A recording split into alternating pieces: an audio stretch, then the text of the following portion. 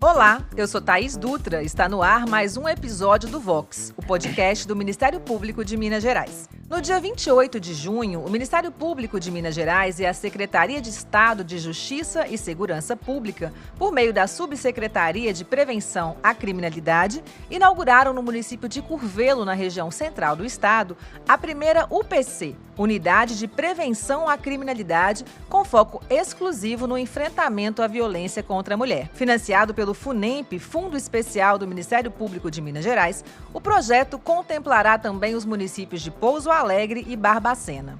Um dia depois da inauguração da unidade de Curvelo, em 29 de junho, o Fórum Brasileiro de Segurança Pública divulgou o 16º Anuário Brasileiro de Segurança Pública, que traz a informação de que Minas Gerais foi o estado com o maior número de feminicídios em todo o país no ano passado. De acordo com o levantamento, em 2021 foram registrados 154 casos de feminicídios em território mineiro. Em comparação a 2020, Minas registrou 3 ocorrências a mais. E somente neste ano, de janeiro a maio, já foram 147 feminicídios tentados ou consumados contabilizados, segundo a Secretaria de Segurança Pública do Estado. É sobre o cenário da violência doméstica contra meninas e mulheres em Minas Gerais e sobre os esforços empenhados pelo Ministério Público para combater esse triste quadro que conversaremos hoje com os promotores de justiça Marcelo Mata Machado, da 4ª Promotoria de Justiça de Curvelo, e Patrícia Abicu,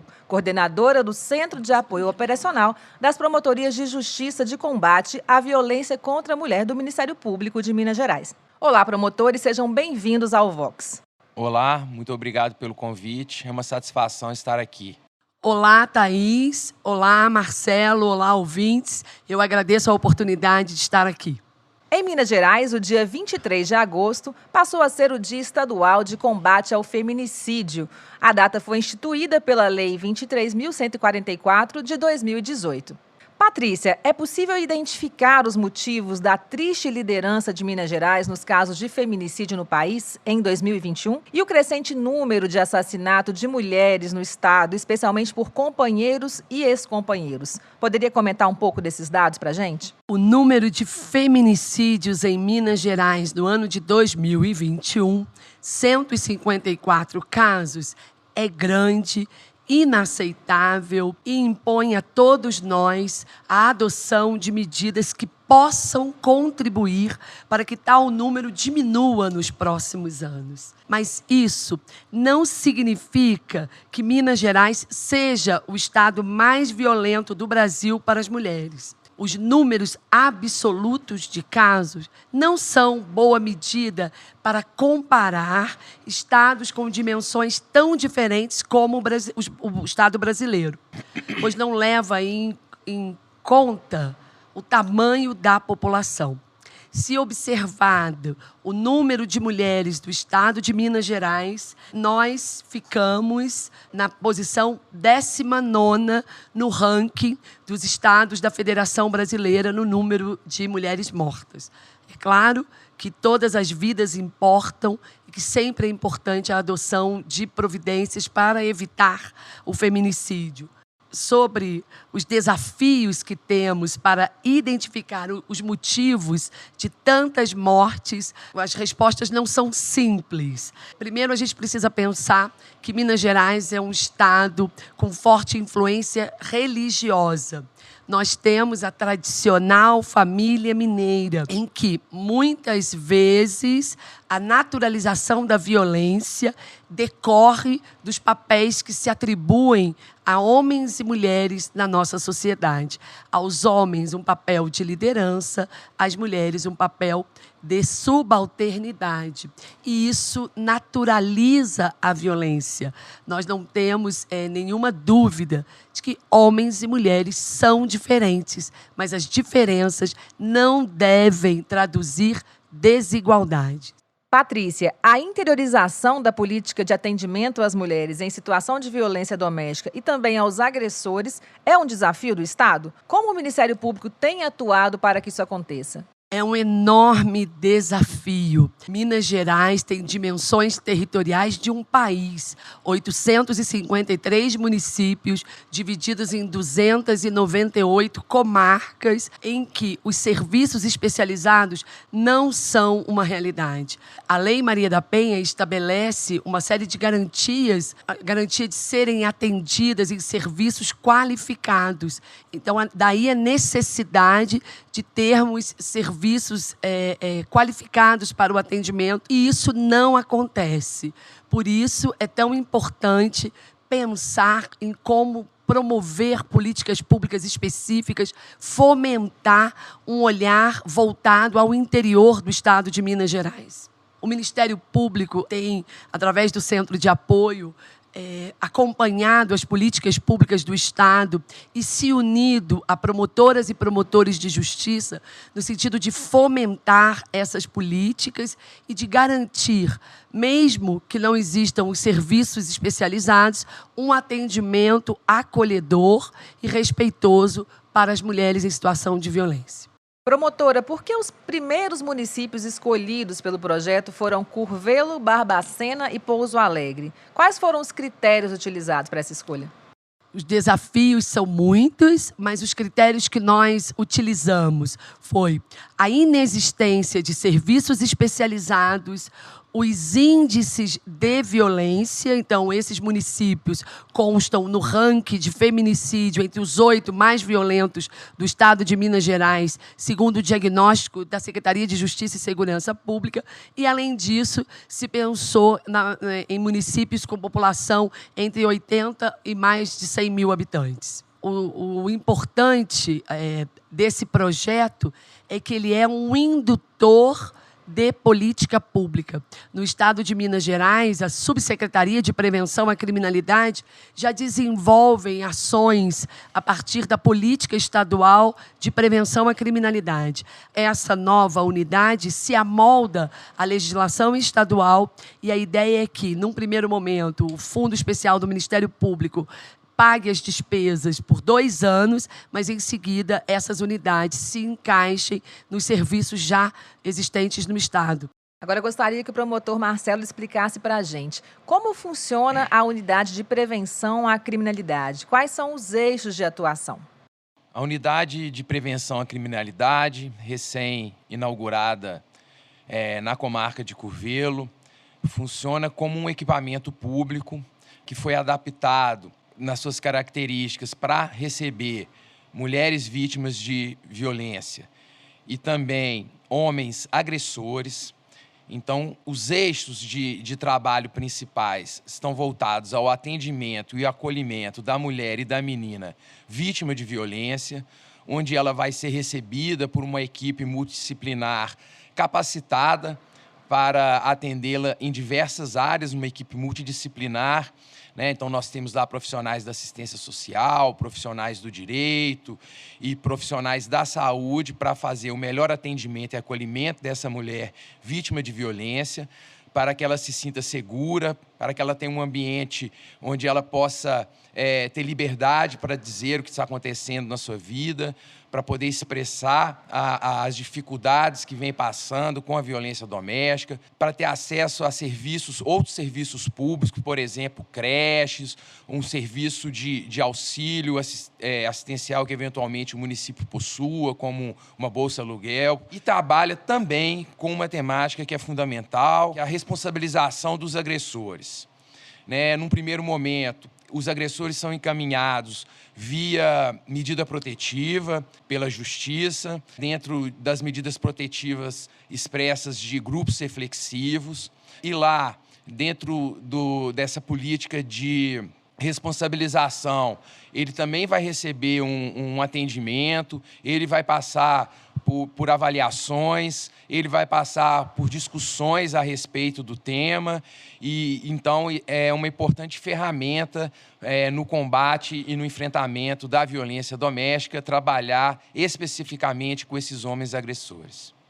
Você está ouvindo o Vox, o podcast do Ministério Público de Minas Gerais. O episódio de hoje aborda a proteção das mulheres em situação de violência doméstica e familiar.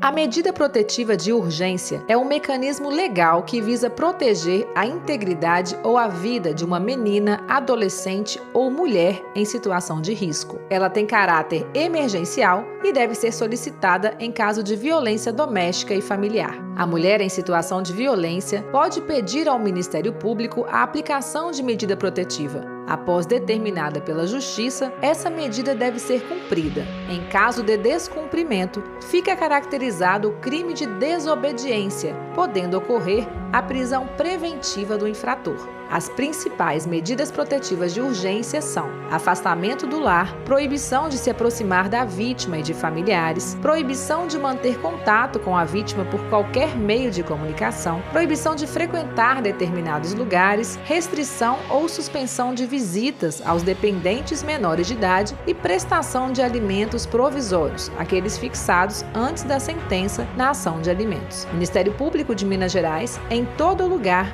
ao seu lado. Siga a gente nas redes sociais. Procure por MPMG Oficial. Para mais informações, acesse mpmg.mp.br. Estamos de volta com o nosso bate-papo sobre as unidades de enfrentamento à violência doméstica e familiar. Os convidados de hoje são os promotores de justiça Marcelo Mata Machado, da 4ª Promotoria de Justiça de Curvelo, e Patrícia Abicu, coordenadora do CAUVD do Ministério Público de Minas Gerais. Patrícia, Marcelo, queria saber de vocês qual a importância de se trabalhar também com os agressores, com os homens agressores. Como eu disse, é fundamental trabalhar com os homens agressores e com a responsabilização deles. No primeiro momento, a gente tende a imaginar que o objetivo é que esse homem agressor não cometa mais atos de violência contra mulheres e meninas. Evitar a reiteração. Mas vai muito além. A partir da conscientização das novas realidades, da igualdade que precisa prevalecer entre homens e mulheres, do direito à vida livre de violência que as mulheres e as meninas possuem, devem ser respeitados. As nossas expectativas são que esses homens se conscientizem, se desconstruam, a cultura do machismo e, ao fim e ao cabo, possam, inclusive, serem replicadores, de práticas que respeitem, os direitos das mulheres e tratem-as em condições de igualdade. E, com isso, a gente possa, num futuro, construir uma sociedade onde a gente possa erradicar ou minimizar bastante os índices de violência doméstica, que, como a minha colega, a doutora Patrícia, mencionou, são alarmantes no nosso estado. E só a partir, de ações múltiplas, a gente vai conseguir enfrentar essa realidade tão complexa e tão dura, triste do nosso estado. Realmente é preciso trazer os homens para esse debate. Violência contra mulheres e meninas é um tema que interessa a toda a sociedade. Nós não vamos vencer esse grande desafio sem trazer os homens para essa caminhada. E a gente precisa pensar. É tão naturalizada, algumas condutas são tão naturalizadas. Quem de nós nunca ouviu uma amiga, uma conhecida afirmar: não, o meu marido tem a senha do meu celular, o meu cabelo está comprido, porque ele gosta do cabelo longo, eu uso a roupa que ele aceita. Essas condutas de controle naturalizam a violência. Quantas e quantas vezes, não é, doutor Marcelo, na sala de audiência, quando vamos ouvir os homens autores de violência, eles dizem: doutora, eu não bato em mulher, não, eu bati na minha. Como se fosse possível e autorizado essa violência. Então, trabalhar, como bem pontuou o doutor Marcelo, para a questão de se desconstituir esse viés machista é muito importante. Patrícia, há previsão de data para a inauguração das outras 2 unidades de prevenção à criminalidade contempladas pelo projeto? A de Pouso Alegre e a de Barbacena? Em que fase da implantação essas unidades estão? Bom, primeiro é preciso dizer que essa é uma parceria inovadora, com o apoio do Procurador-Geral de Justiça, Dr. Jarbas Soares Júnior, e também do presidente do FUNEMP, de toda a equipe do FUNEMP. nós conseguimos fazer essa parceria com a Subsecretaria de Prevenção à Criminalidade, que é um órgão integrante da Sejusp, e essa é uma parceria que nos exige algumas formalidades. Primeiro, é preciso uma parceria com o município, nas duas unidades, tanto em Barbacena quanto em Pouso Alegre, nós estamos na fase de escolha do imóvel. Uma vez escolhido o imóvel, será dado prosseguimento para a efetiva instalação dessas unidades. Eu confesso que eu estou, inclusive, bastante ansiosa, porque, de fato, temos muito a trabalhar. E como bem destacado pela colega doutora Patrícia, nosso próximo desafio, além da instalação dessas 3 unidades, é que a gente consiga incluir no orçamento as despesas para a manutenção dessas unidades, né? Lembrando que o pontapé inicial foi dado com recursos do FUNEP, mas a partir daí nós vamos ter que trabalhar para que isso vire uma política pública permanente, pelo menos nesses 3 municípios, né? E se a gente conseguir avançar ainda para outros, né, que é a nossa grande expectativa, e tenho certeza que a doutora Patrícia e o CAU da Violência Doméstica vai trabalhar duro aí nesse objetivo. A Lei Maria da Penha completou 16 anos no dia 7 de agosto e o aniversário dela sempre traz a seguinte reflexão: no que avançamos e no que ainda precisamos avançar? Poderiam comentar um pouco sobre isso? De fato, Thaís, mais um 7 de agosto, 16 anos da Lei Maria da Penha, eleita a 3ª melhor lei do mundo no enfrentamento à violência contra meninas e mulheres, um divisor de água no ordenamento jurídico brasileiro, mas que ainda necessita de acompanhamento, de fiscalização por parte do Ministério Público, dos outros outros órgãos públicos e também da sociedade civil, para que seja efetivamente cumprida. Eu não tenho dúvida de que nós avançamos, não é isso? Condutas que até pouquíssimo tempo atrás eram naturalizadas e aceitas, hoje não são mais.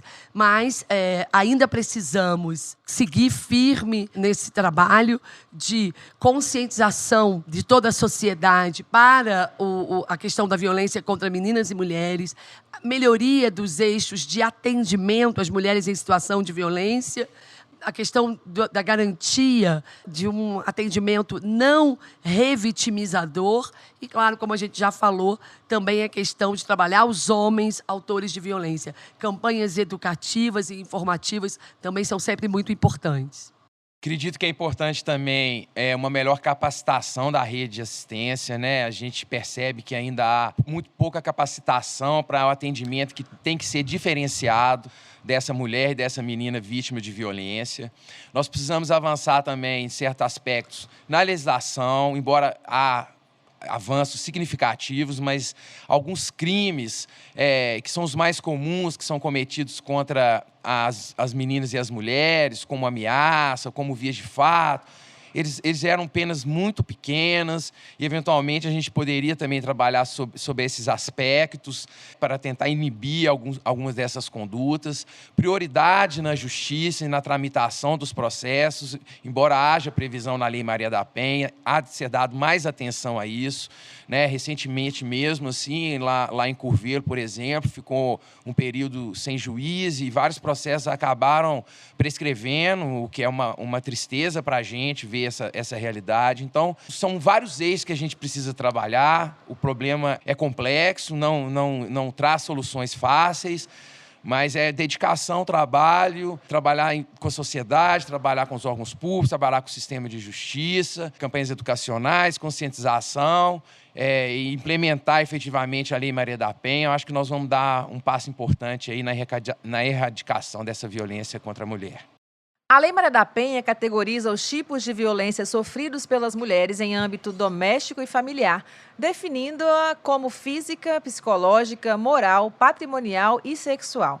Vocês acham que ainda falta, por parte da população, das vítimas principalmente, um entendimento maior sobre o que configura violência? Sem dúvida, ainda é necessária a realização de campanhas educativas, informativas. Como a gente já vem afirmando, não é? A violência contra mulheres e meninas sempre foi muito naturalizada, invisibilizada, até mesmo admitida, né, no ordenamento jurídico brasileiro. Se a gente, por exemplo, pensasse os avanços que tivemos nos últimos 30 anos, não é? Tiramos a palavra mulher honesta do Código Penal, transformamos os crimes em crimes contra a dignidade sexual. São várias mudanças, mas mesmo assim há uma grande dificuldade das mulheres, talvez seja maior, um grande desafio, as mulheres entenderem que aquele relacionamento em que elas estão inseridas é abusivo e que há a possibilidade concreta do uso da violência, inclusive da violência psicológica. Eu acho que é sempre importante também a gente abordar, como colocou o doutor Marcelo, os desafios do atendimento em rede. Violência doméstica é um problema complexo que nós não resolvemos em um só atendimento. É preciso dar a esta mulher acesso ao sistema de proteção da lei e é preciso que a rede de serviços, especializada ou não, trabalhe de forma integrada. Nesse sentido, é muito importante que nós, promotores e promotoras de justiça, fomentemos a articulação em rede desses serviços na expectativa de avançar. Eu concordo com a doutora Patrícia. Acredito que as vítimas muitas vezes resumem a violência doméstica contra a mulher e contra as meninas apenas nos casos de violência física, né? Sendo que muitas vezes a violência moral, a violência psicológica, a patrimonial e sexual estão presentes e falta uma conscientização de que aquilo ali é abusivo, que aquilo ali é ilegal e que é preciso romper esse ciclo de violência, porque muitas vezes não há agressões propriamente ditas, mas há outras formas de violência que podem ser até mais graves e gerar mais sofrimento. Então, como a gente vem dizendo aqui, é preciso conscientizar não só as mulheres, as meninas, mas toda a sociedade de que a violência contra a mulher não se resume à violência física, há outras formas tão graves quanto, né? E é preciso que elas interiorizem, que elas entendam isso para que possam agir, para que possam procurar uma assistência, para que possam reclamar dos seus direitos. Como modificar a cultura do machismo que se encontra na base da sociedade brasileira? Pergunta extremamente desafiadora. Eu acho que a gente precisa pensar na educação como uma grande possibilidade de mudança e ações de prevenção e campanhas também de conscientização. Eu chamo a atenção, nós tivemos, né, em 2021, a Lei 14.164, que criou a Semana Escolar de Combate à Violência contra Mulheres e Meninas, e a gente acha que esse é um espaço interessante. Estamos até pensando, né, em como apoiar os promotores e promotoras de justiça para a cobrança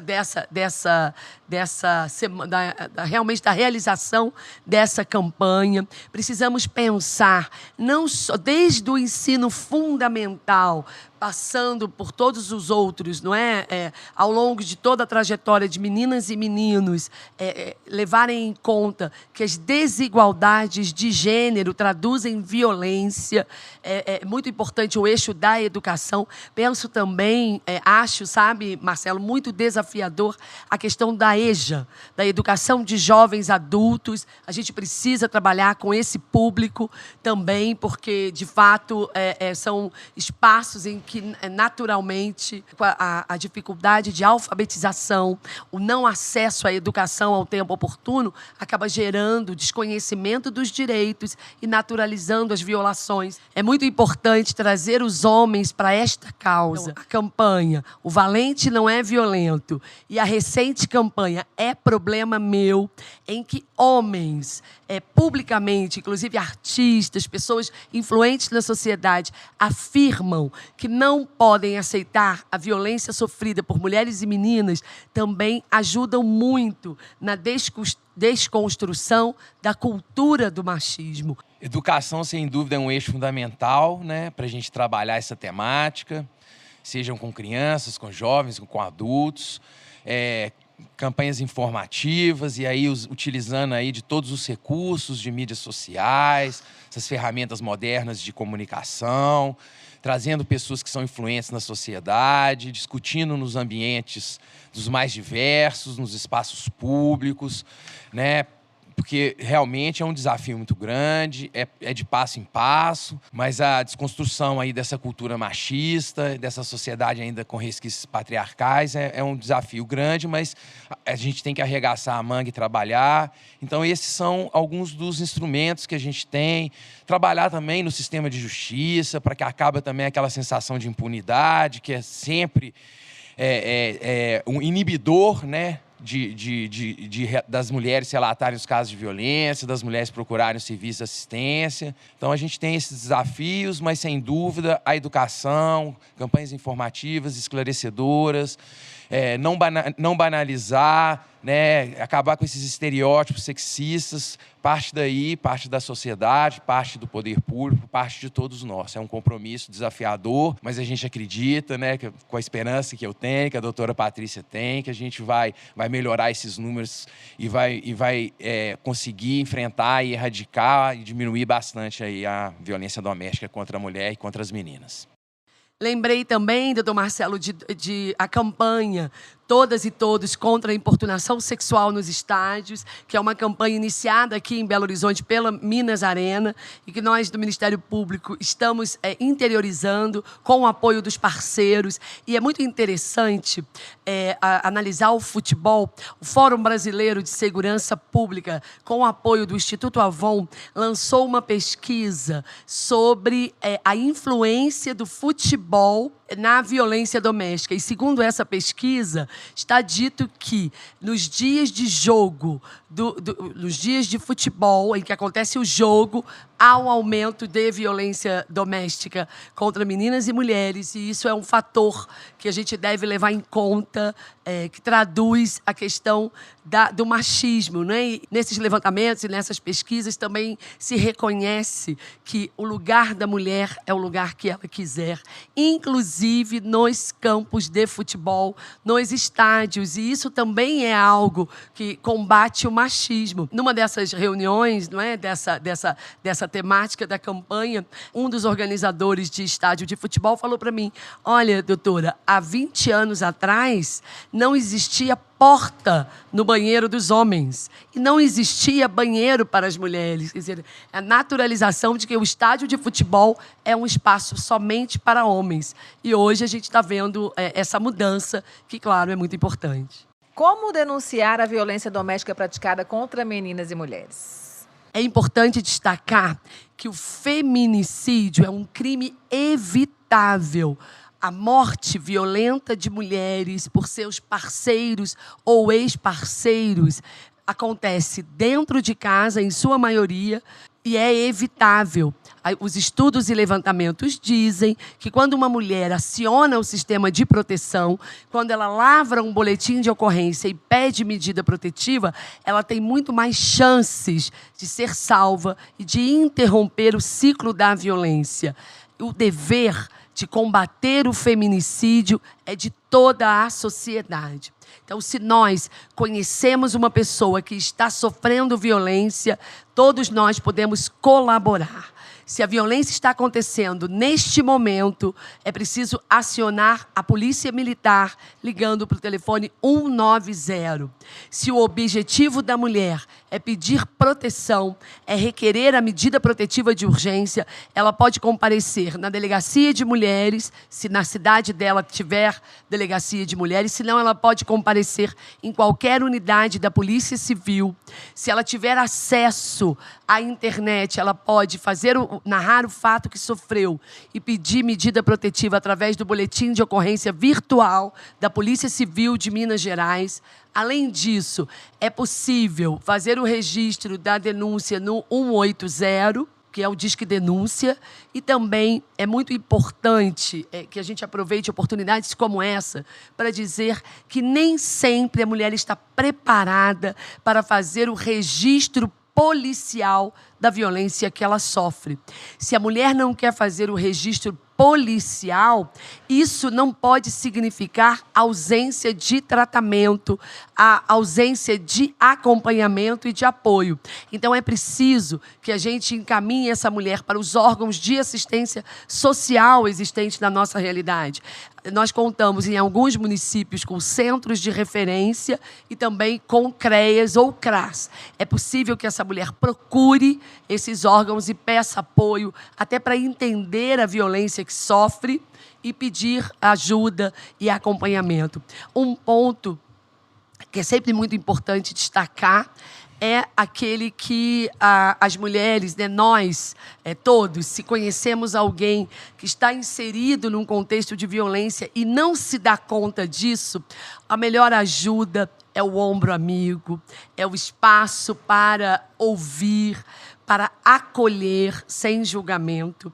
Eu acho que ajuda muito as mulheres a entenderem o contexto e mudarem o comportamento. E por que não, doutor Marcelo, a gente também falar dos homens, né? Se você tem um amigo homem que reproduz contextos de violência sem se dar conta do que tá gerando, também é importante dar uma orientada. Lembrando também, doutora Patrícia, que essa mulher ou menina vítima de violência, ou mesmo alguém que saiba de um caso de violência doméstica, pode procurar diretamente a Promotoria de Justiça da sua cidade ou também utilizar dos nossos canais da ouvidoria, da internet, redes sociais, que o Ministério Público também pode fazer esse atendimento, esse acolhimento, encaminhar para os serviços assistenciais e tomar as medidas necessárias para a responsabilização dos agressores eventuais. Muito bem pontuado, doutor Marcelo. O Ministério Público está à disposição de mulheres e meninas, e não só para o atendimento inicial, mas para explicar e orientar os desdobramentos das denúncias feitas.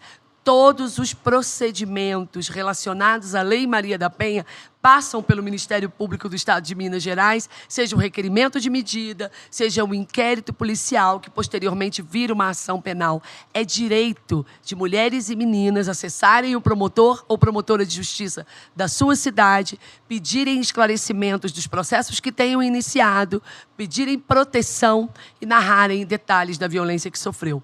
Contem com o Ministério Público de Minas Gerais. Nós conversamos com os promotores de justiça Marcelo Mata Machado e Patrícia Abicu.